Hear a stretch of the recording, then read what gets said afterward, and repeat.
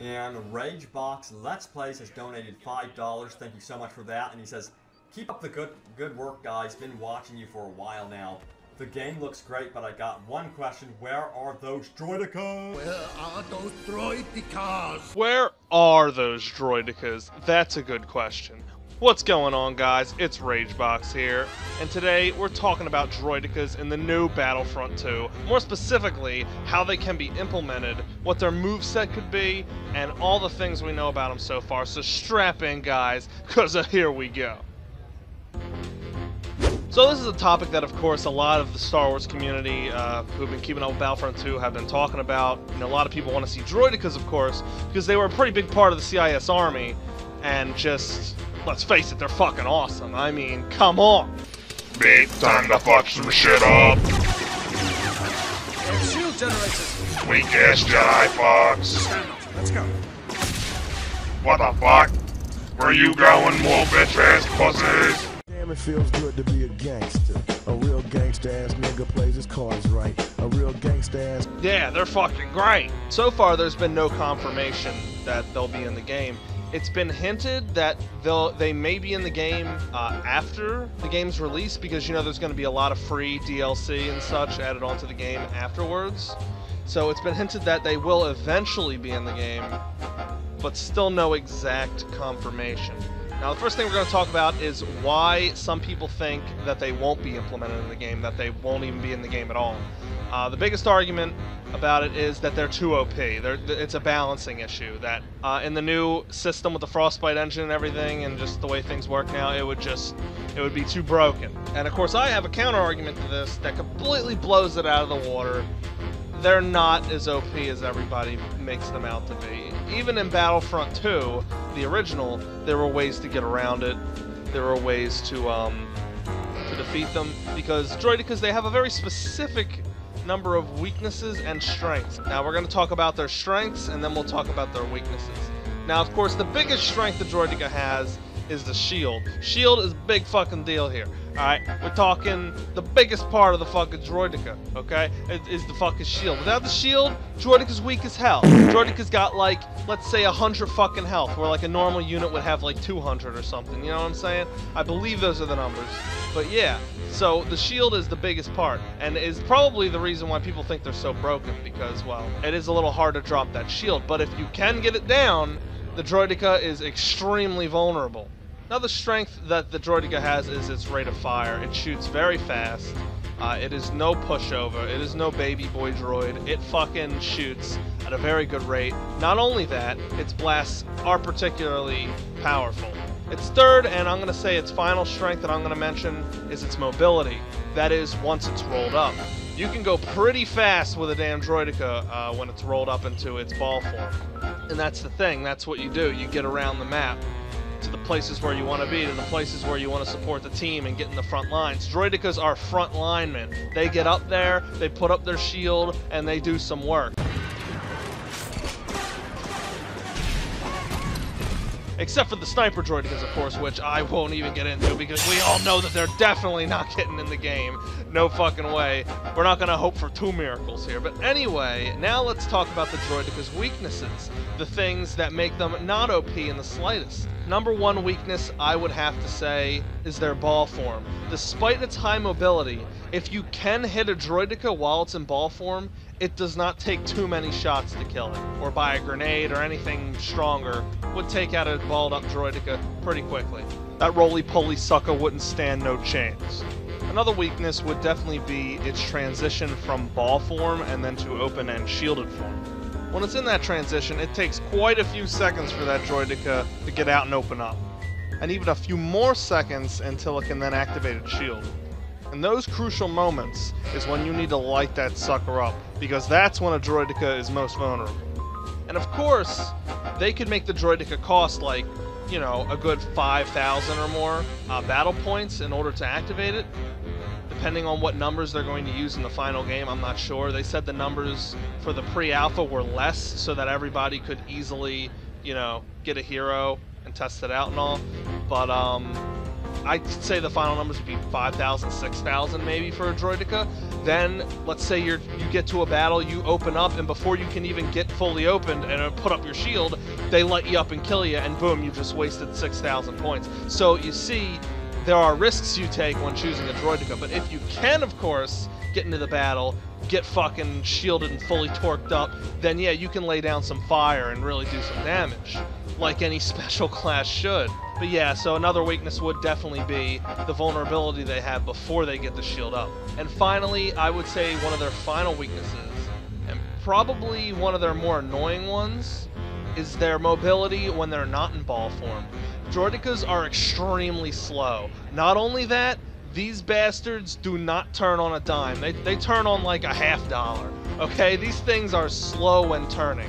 A good technique against a Droideka would be just to get behind it, just to circle around it, because it's not going to be able to turn in enough time to keep up with you. So that is yet another weakness that Droidekas have that can easily be exploited by players. So I hope that just about settles the debate of whether they're OP or not. Anyway, now that we got that out of the way, let's move on to the next segment of this video, where we're going to talk about what their moves could be. That was the fun part, guys. I did a lot of thinking and research on the subject, so let's get right on into it. So guys, I put together this little chart here, a concept, if you will, of what the Droideka's moves could be. Now, in my personal opinion, I think this would be very balanced. I don't think this makes them any more OP than, say, a Super Battle Droid, though they would obviously, in my opinion, probably be better than a Super Battle Droid because, well, they would cost more than a Super Battle Droid. Either way, though, let's get into it. So, unlike most classes, of course the Droideka is going to have two modes, the open mode and the ball mode. And each mode would, of course, give you two different sets of moves. First, we'll talk about the open mode. First move we got here is Roll Out. Roll out. That is, of course, them transitioning into their ball mode. Now, I wouldn't really put this move on a cooldown or anything. I think they should be able to go in and out of ball mode, like, freely, especially since going into ball mode makes them vulnerable anyway. And their second move here would, of course, be the shield. You guessed it, guys. Of course, like I said, one of the biggest parts of the Droideka. And just like Rollout, I don't think the shield should also have a cooldown, and I'll explain in just a second. I know you guys are probably saying that's crazy. What do you mean no cooldown on the shield? Well, I believe that the shield should have a charge timer, much like in Battlefront 2, but as well as their own health bar. I'll explain more on that in just a bit. And the final move they got on the open mode is the dual fire. Much like how the AATs and the troop transports utilize both their weapons at the same time to fire in unison, I believe the Droideka should have that same move. I'd put this cooldown, though, on like maybe 20 seconds or so.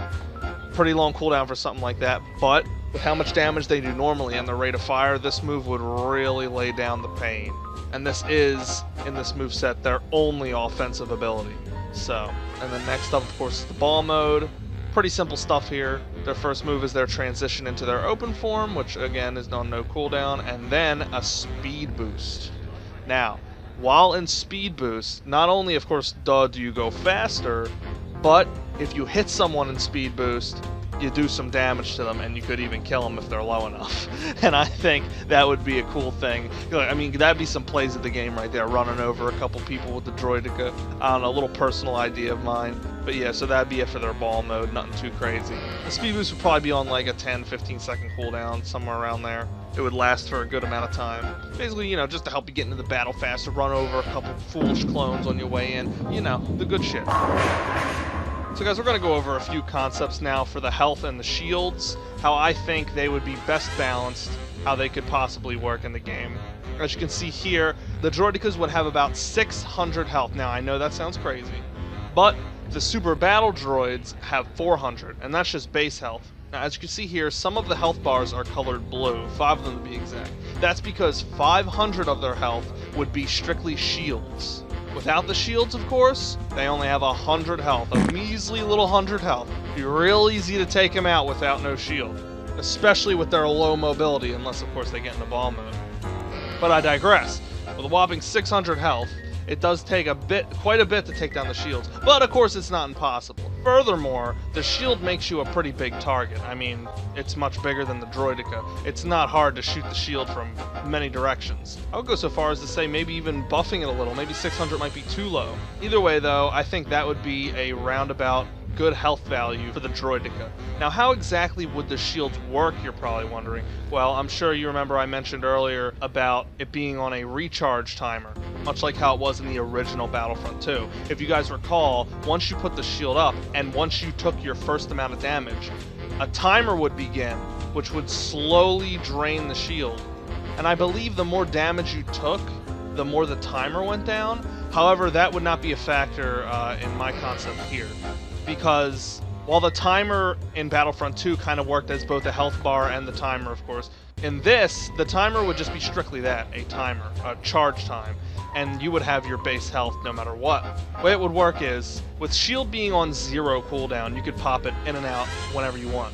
As soon as you put up the shield, you go from 100 health to 600 instantaneously. As soon as you lower the shield, boom, your 500 extra health goes away and you only have 100. Just like that. Now, just like in the original Battlefront 2, as soon as you would take damage, the timer would begin. The timer would last about 15 seconds or so. Maybe shorter, maybe longer, just depending. That's all stuff that, of course, DICE would work out. But as soon as that timer went away, no matter what your health was at, your shield would go down, and then the ability would be put on a cooldown. Cooldown of maybe, say, 10 seconds or so. As soon as that cooldown was over, you'd have a fresh brand new shield to go with. So the thing to do is, once your shield went down from either damage or running out of timer, that's when you gotta roll out, if you know what I'm saying. You gotta get the fuck out of there, or you're gonna get fucking lit up and destroyed very quick. A good technique, of course, is to, once your shield's getting low, to try to find a escape route ahead of time to get out, you know? A lot of fun things you can do with a Droideka, guys. It'd be like one of the best things to play in the game. I really hope they add them. Anyway, back into the topic here. So now let's say you take 300 points of damage and it puts you to, of course, 300 health, 200 in shields, and 100 base health. And then you deactivate your shield. Wherever the timer was at the point you deactivate your shield, it will stop and then start to refill. As it's refilling, it would also refill your shield's general health to a certain amount, depending on how much of the timer gets refilled. There, of course, would be delays on when the timer actually starts refilling and such and so forth. Maybe it'd be instantaneous, maybe not. Again, all things that DICE would have to work out. These are just general concepts and ideas I got here. But anyway, so a good technique, of course, again, would be when you're not taking any damage to just put down your shield, because there's no point in just leaving it up if you're not taking any damage. Of course, that leaves you at risk to just suddenly get hit by a rocket out of nowhere or something, but again, that's the risks you take. These are like the techniques and tactics you would use as a Droideka, utilizing your shield. But yeah, those are in general all the concepts I have for moves and abilities and the health and whatnot, how that would all work, the shields, or the Droideka. And I know there's no way in hell that DICE will ever see this. They're probably, if the Droideka is going to be in the game, they probably have everything all mapped out. But I'm just giving you guys a general idea to just mess around with, to think about, so we can all look forward to the Droideka more, because I have a feeling it will be in the game, but I also have a very dark and dreadful feeling that it might not. But we'll all see, right? But anyway, guys, this has been Ragebox. I hope you guys really liked this video. This is the first time I've actually done a video like this. So if you guys really liked it, make sure to like, comment, subscribe if you haven't already, and I might end up doing more of these videos in the future on Battlefront 2, and maybe other games as well. And make sure you comment down below your thoughts and ideas on the Droideka, if it'll be in the game, what you guys think about my concepts, and so on and so forth. Again, guys, thanks so much for watching, and until next time, Box Bros, I'll catch you later.